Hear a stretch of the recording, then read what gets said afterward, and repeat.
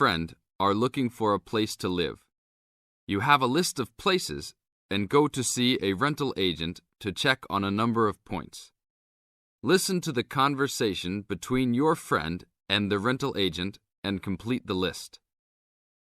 First, you have some time to look at questions 1 to 7.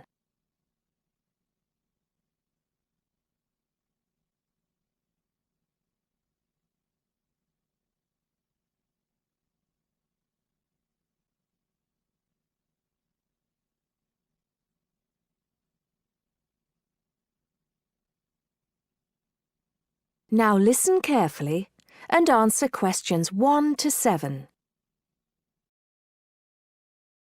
Hi, we've been looking over your listing of apartments for rent and we have a few questions about a couple of the apartments. Can you help us? Sure. Yep, this is our most recent listing. What would you like to know?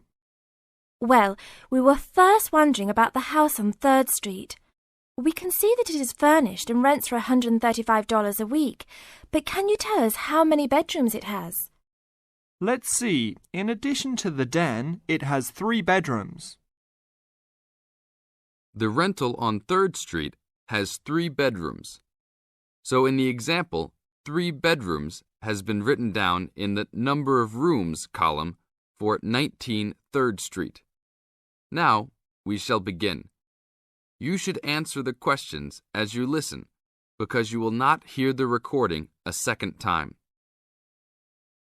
Listen carefully and answer questions 1 to 6. Hi, we've been looking over your listing of apartments for rent and we have a few questions about a couple of the apartments. Can you help us? Sure. Yep, this is our most recent listing. What would you like to know?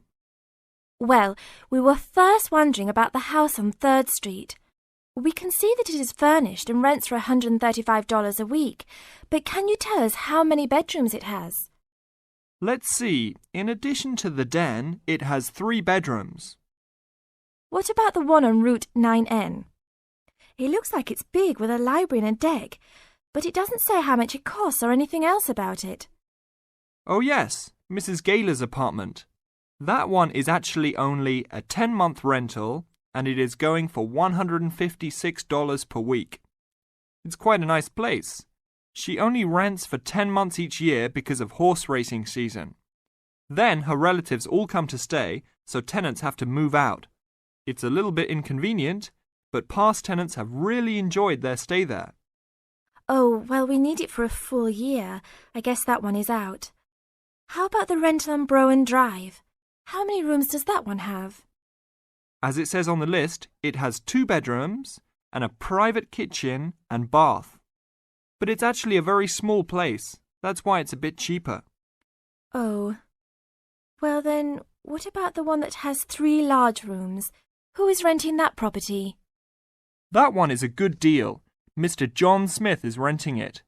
But he's quite eccentric and he has a strict rule about no pets. How about cats? Nope, absolutely no pets.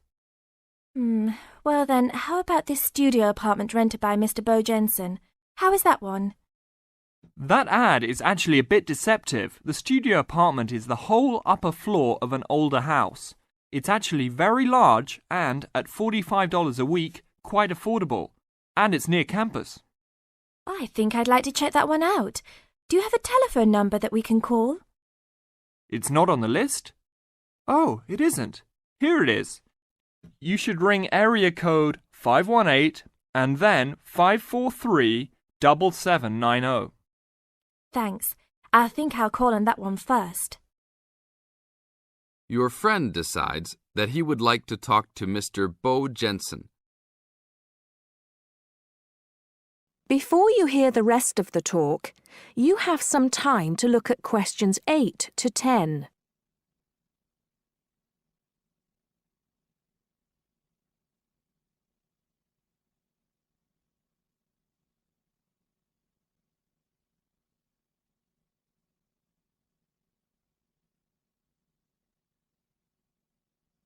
Now listen and answer questions 8 to 10. Hello. 1512, Route 9. Yes, is this Mr. Jensen? Yes, it is. Can I help you? Yeah, we're studying here at university and we came across the rental information for the studio apartment that you're renting. Is it still available? Yes, of course. I actually just placed the ad and you're the first person to call. Is there anything you'd like to know about it? Yes, actually there is. As students, we are on the internet a lot, and we heard that some homes in the area have high-speed connections. What type of connection do you have there now? Oh, that's an interesting first question. But I guess I have heard that too. But we just have a phone line here. Nothing fancy. I think you can have a cable line installed, but it's just a phone line for now. Okay, well maybe we can do that. What type of heating does the apartment have? Now there's a more traditional question. We have oil heat here. It's an older house. That tends to be a little more expensive during the winter, right? Yeah, but there's nothing to do about it. It would cost too much for me to put in a gas heater. What else would you like to know about the apartment? Well, we heard it was quite big. Is it furnished? Actually, yes. I should have put that in the ad. It has an old couch and a couple chairs, a dining table, refrigerator, stove, and even a dishwasher. Does it have any beds? Yep, it has 2. That sounds great. When is the apartment available? You can have it tomorrow night if you want. I just have to clean up a couple things before you get here. Do you want to come over and see it first? No, it sounds fine to us. I actually know the street too, so I know the area. We'll take it. That is the end of part 1. You now have half a minute to check your answers.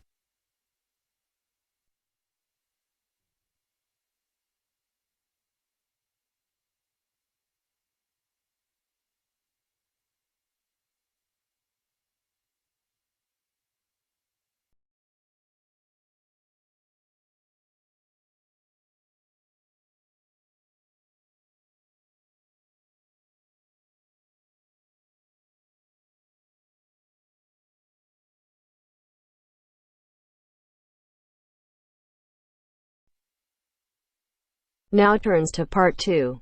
Part 2. You will hear an extract from a talk about facilities for students with disabilities. First, you have some time to look at questions 11 to 13.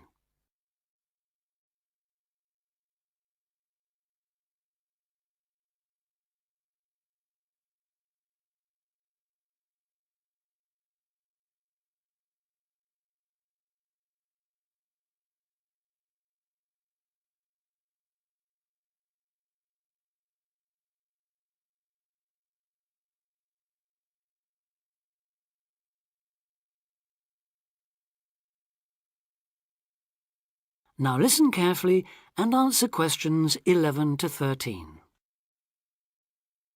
Welcome to Student Times, the programme with all the latest on what's happening at universities around the country.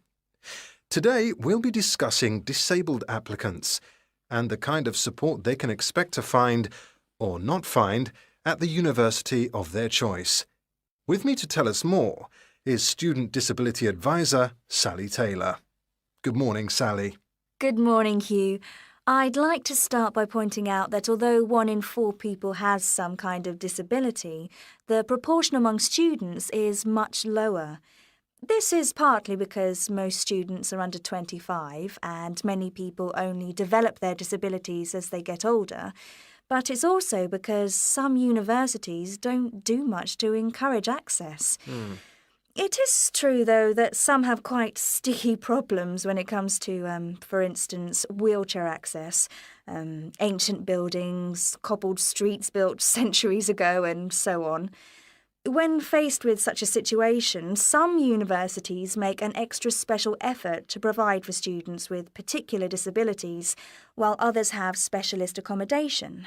In fact, all universities should have a written policy statement on students with disabilities, setting out what facilities they have, what their attitude is, and what they're prepared to do. But having said that, only you can properly understand the challenges of any disability you have, and so before accepting a place at a university, or even while you're considering applying, if only to raise the university's awareness, it's good to talk to them and find out how much they can and will do for you. The problem is who to talk to. Most universities and some students' unions have a disability advisor who is supposed to know what facilities they already have and will help with further arrangements if necessary or possible. However, all too often this person is a token. Sometimes it's just an extra responsibility given to a secretary. They don't know what the situation is in practice, and they don't have any real authority to change anything. So, given that for any prospective student it's best to visit a university before applying, it's an especially good idea for students with disabilities or special needs to check whether the place really does come up to scratch. In general, the university should provide personal care and assistance, and there are certain key features to look out for if you have a particular disability, including the following. Before you hear the rest of the talk, you have some time to look at questions 14 to 20.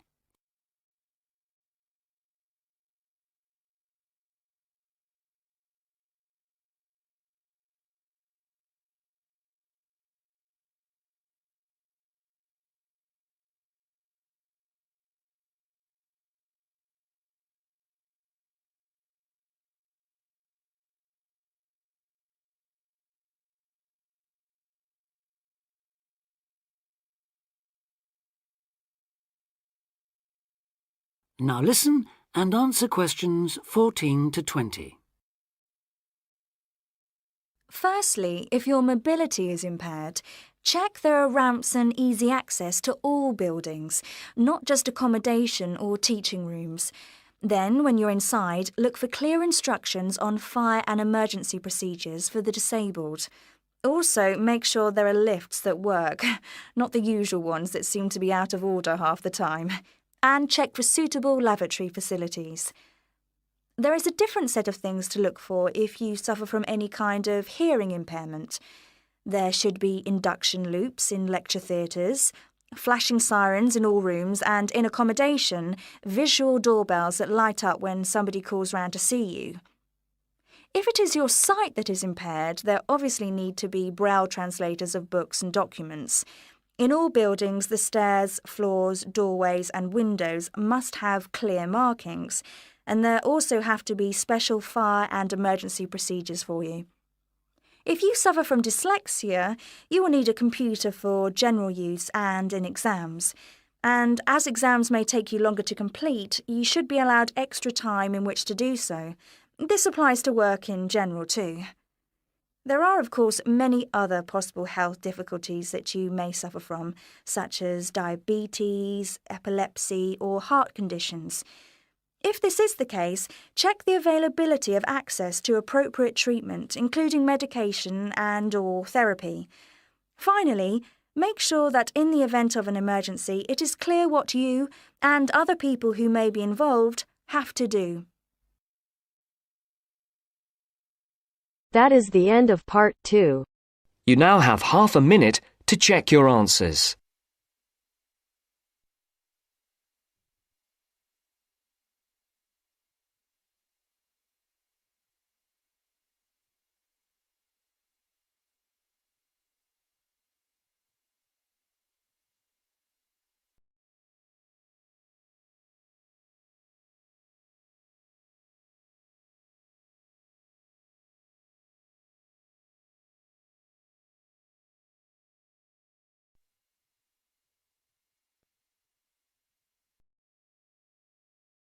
Now turns to part 3. Part 3. You are going to hear a conversation between an interviewer and a professor.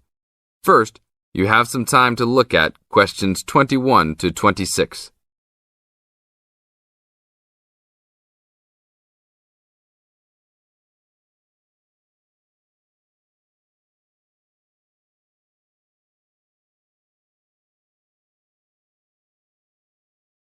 Now listen to the tape and answer questions 21 to 26.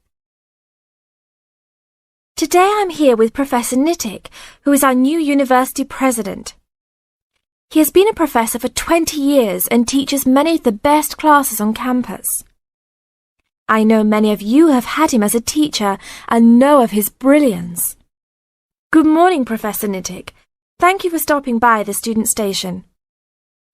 Thank you for having me here. It is always great to get to meet many of the students who are involved with our school. I haven't been here since 2 years ago. Yes, I remember at that time you were still teaching every semester. 2 years later, you're only teaching every once in a while. But it seems like you are still always busy. The administration world is just as busy as the teaching world for you. How do you stay in touch with the university, even with the change in your everyday duties? I try to stay in touch with what is popular with the university students.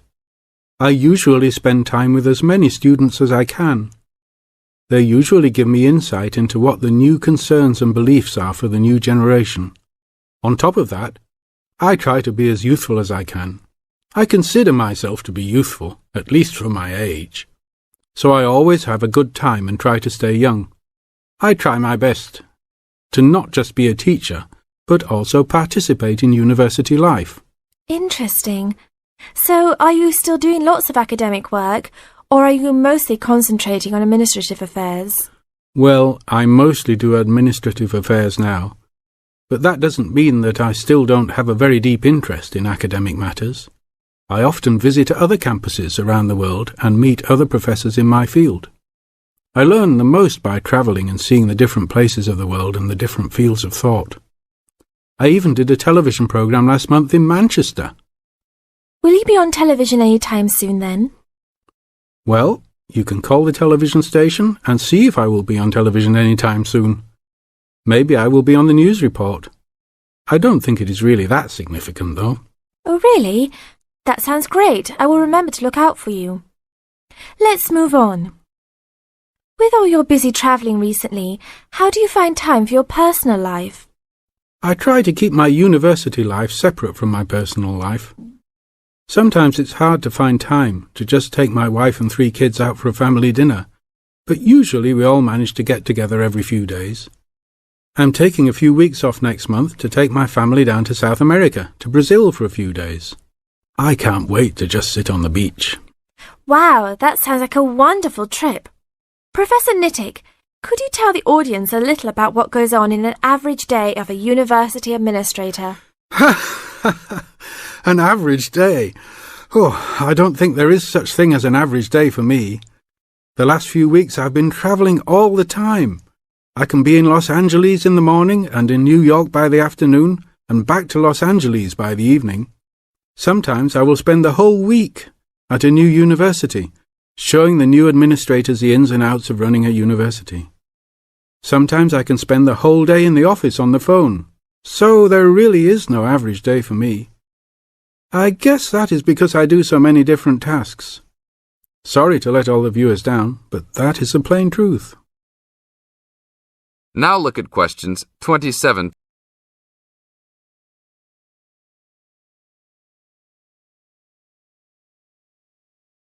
Now listen to the tape and answer questions 27 to 30. Well, I guess I can sum it up for them. You are a busy man. That is probably a good description. So, are there any immediate plans for the coming few weeks? Well, I'm in Los Angeles for the next 2 days, and then I fly to Colorado to meet a new prospective professor for our university. I will be in Colorado for about a week. Then I go to Japan for the next 10 days to meet with our university branch in Japan about record sales there. After that, I return to Los Angeles for a week, just in time for the graduation of the class of 2001. There you have it, my next month's schedule. Thank you very much, Professor Nittick. I always enjoy having you on our show. We hope to have you back on our show next time.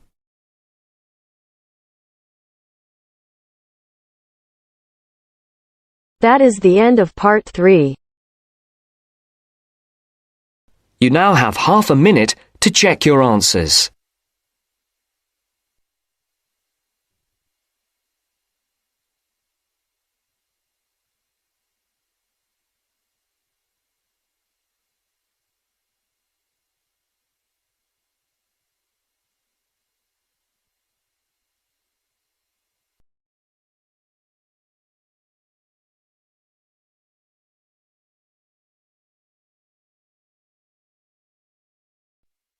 Now turns to Part 4.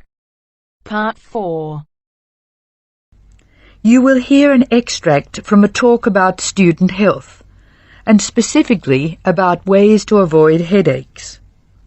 Listen to what the speaker says and complete the summary. First, look at questions 30 to 40.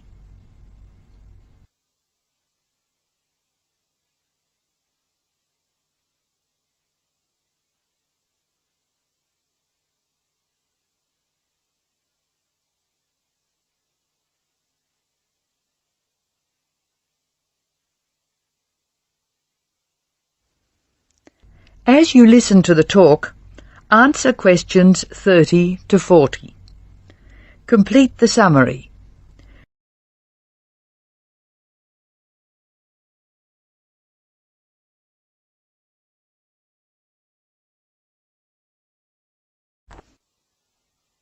Hello, welcome to the Student Orientation Programme.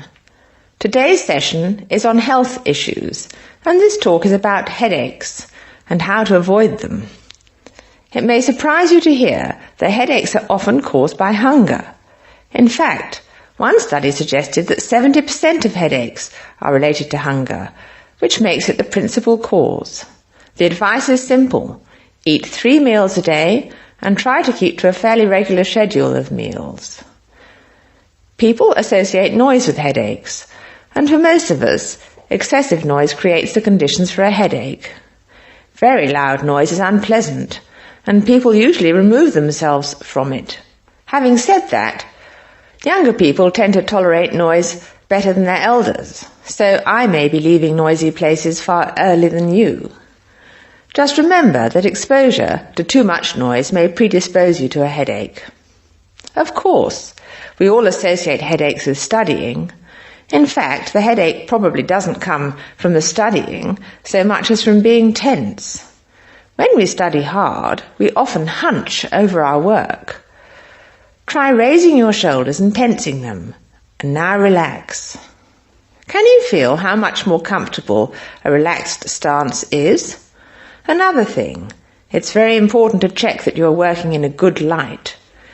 It will not actually hurt your eyes to work in a bad light, but it will make you tired very quickly and is very likely to give you a headache. What's more, if you have the book flat on a desk in front of you, it'll be harder to read, and you'll have to hold your head at an odd angle. It is wise to have a book rest, which raises the material you are reading 45 degrees to the desk. This will help reduce your chance of a headache. Try to relax before bed, so that you will be relaxed when you try to sleep. A soak in a hot bath may be helpful. It's also important to really sleep when you go to bed. A good mattress is a wise investment for people who want to avoid headaches. This talk seems to keep coming back to tension. Tension may cause you to chew too forcefully, clench your jaw, or grind your teeth, and this in turn may lead to headaches.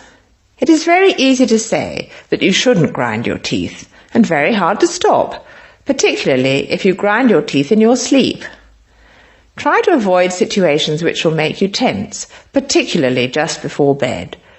If you do compulsively grind your teeth in your sleep, ask your dentist about a soft mouth guard.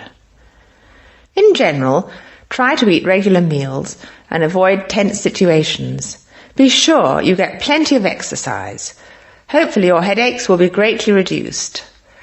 One other thing I should point out, avoid smoky rooms and cars. Such places certainly encourage headaches, and the smoke may be doing you quite serious long-term damage. That is the end of Part 4. You now have half a minute to check your answers.